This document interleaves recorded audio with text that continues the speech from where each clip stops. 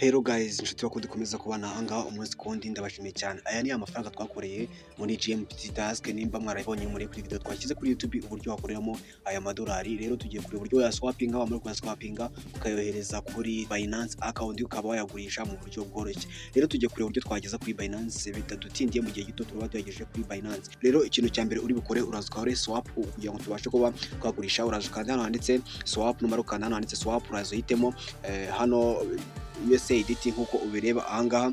Kimara guhitamo USAID ahangaha uraza ukandeho, noneho uhitemo USAID, uraza ukandeho, numara ukandaho uzohitemo USAID ya mbere ya BNB Smart Chain. Numara ko wahitamo uzi ukande ahangaha handitse ijambo max, nimba uri kuhareba handitse ijambo max, numara kukanda hano handitse ijambo max birahita bimera gutya.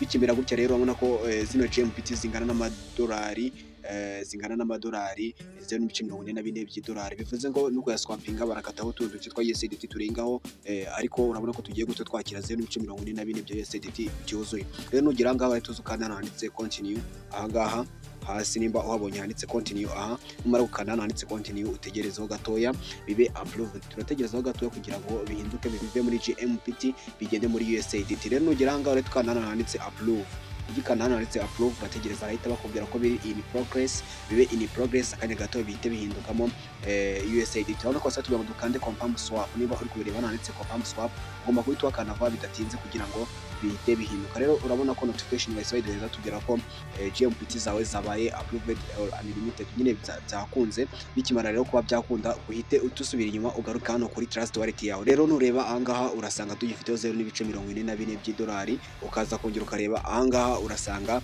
byahindutse muri USAID mu gihe twari dufiteho GMPT. Urabona ko dufiteho USAID noneho ubu ngo twabasha kuba twayohereza. Uribuka ko twabanje kuba twakopiya wallet ya USAID muri Binance. Rero nimba utabibonye reka dute dusubira inyuma tugende kuri Binance, urahita kuri Binance account yawe, tuza kuri Binance account yawe. Kimara kuba wayigeraho urabona ko ari ahangaha. Rero nimba ari hano uraza wandika muri USAID hano nkuko bisanzwe, cyangwa kwandika funds cyari kasubire inyuma kugira ngo mwese mibone. Urabona ko turi ahangaha, urabona ko dufiteho 0.004 by'idolari. Urumva nta mafaranga dufite, tukanda hano deposit on train, munabireba uburyo bikorwa. Uhita ugahita muri USAID. Kimara guhitamo USAID rero ukagira ahangaha uzihitemo iya mbere BNB Smart Chain, dore ko ariyo twakoresheje. Uhitemo iya mbere BNB Smart Chain, utuze copy ino address, nurangiza usoke ujye hanze ujye muri Trust Wallet yawe nkuko twari tuyirimo. Dusubire muri Trust Wallet, tudusubira muri Trust Wallet yacu. Tukigera muri Trust Wallet turashyiramo password dukoresha ku bantu mwarashyizemo password, ashyiramo fingerprint ndetse n'ibindi. Nugera ahangaha rero urahita ugira hano handitse send, uraza ukanda hano handitse send. Kimara ukanda hano handitse send uhitemo hano USAID BNB USAID, nurangiza nugera ahangaha ukopiyemo iyo address uyikopiyemo ahangaha. Ukimara kuyikopiyamo rero ahangaha barahita kubaza ayo ushaka kohereza nkuko ubireba ahangaha. Harimo bakubaza ushaka kohereza, uraza ukande kuri ijambo ryanditseho max. Iri jambo uri kureba ahangaha uraza urikandeho kuri no max. Kimara ukanda hano kuri max harahita hajyamo ayo ufiteho yose. Nurangiza rero ukanda hano handitse next. Kimara ukanda kuri next urategerezaho gatoya kugira ngo yoherezwe muri Binance yawe account. Ibintu biba byose cyane urategerezaho gatoya kugira ngo yoherezwe muri Binance account. Rero batakubwira ko don't have enough to BNB Smart Chain to cover new fees.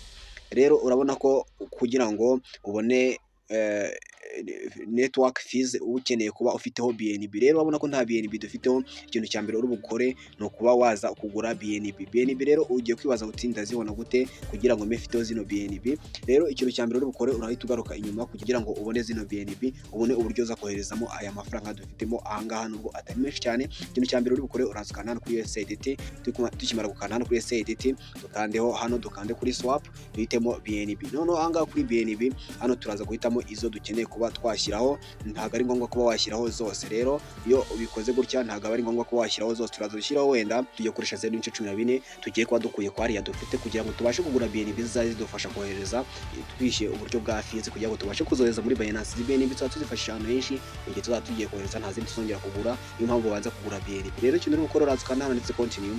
Kimara ukanda hano handitse continue urahita ugera ahangaha bahita bakubaza gukora approve. Rero gukora approve urabona ko ari ibintu byoroshye. Urahita ukanda hano approve USAID. Kimara ukanda hano approve USAID twako biri in progress. Rero urategerezaho gatoya bibe in progress. Rero ni ibintu byose cyane birahita bikunda.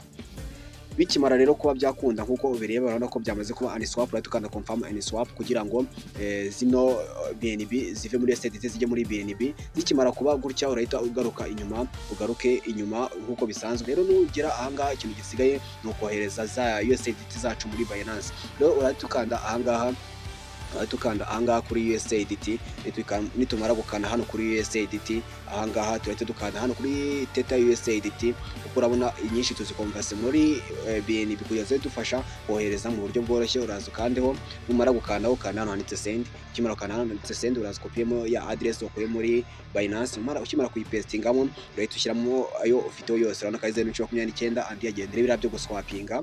Rero ariya dufite muri BNB igihe n'igihe ushaka kongera kuyagarura, ariko ushaka kwandika akazazaba fees mu gihe wabikujemo muri Jump Task ndetse n'ahandi hatandukanye wagiye wakira amafaranga ukayakira muri Trust Wallet tujye kohereza byaza bigufasha kuko bafite n'amaporogone nabise yo kuzafasha mu buryo bwa fees. Rero nugera ahangaha ugiye kohereza kuri Binance urahita ukanda hano handitse next. Ukimara gukanda hano handitse next rero urategerezaho gatoya banze bikunde. Rero izino fees tuba turi kuswapinga nizidufasha kohereza mu gihe turimo kohereza ku wallet atandukanye. Rero nugera ahangaha urahita ukanda hano handitse confirm, birahita bimbera gutya bita kugira ngo ushyiremo password ukoresha kuri Trust Wallet kugira ngo bemere ko aya mafaranga uyohereza. Urabona ko biri muri in progress, biri processing, birimo koherezwa muri Binance yacu. Rero nibimara kuba byakunda barahita babitubwira ahangaha tujye gusuzuma ko yagiye. Rero nimba uri kubireba urabona ko hano hejuru baduhaye notification nkuko ubireba tubwira ko 0.29 zoherejwe kuri Binance account. Rero aka kandi gato tubona n'indi notification ikurikira itubwiye ko USDT yabaye ikuba processing, iri kuba depositing muri Binance. Rero kimara kuba processing urabona ko twahise twakira USDT 0.29 kuri Binance account yacu. Urabona ko no kuri email yacu bahise batubwira ko twazakiriye mu buryo bworoshye. Urabona ko ni ibintu byoroshye. Reka tujye kuri Binance yacu tujye kureba ko zaba zaje. Urabona ko byabaye completed kuba zoherejwe muri Binance account yacu.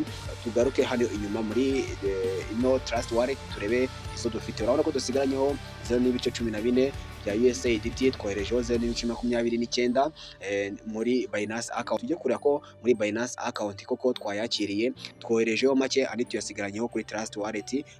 Rero tuzajya tuyakenera mu buryo bwose. Tujye kuri Binance account yacu tugaruke inyuma turebe ko kuri balance yaba yajeho. Urabona ko kuri balance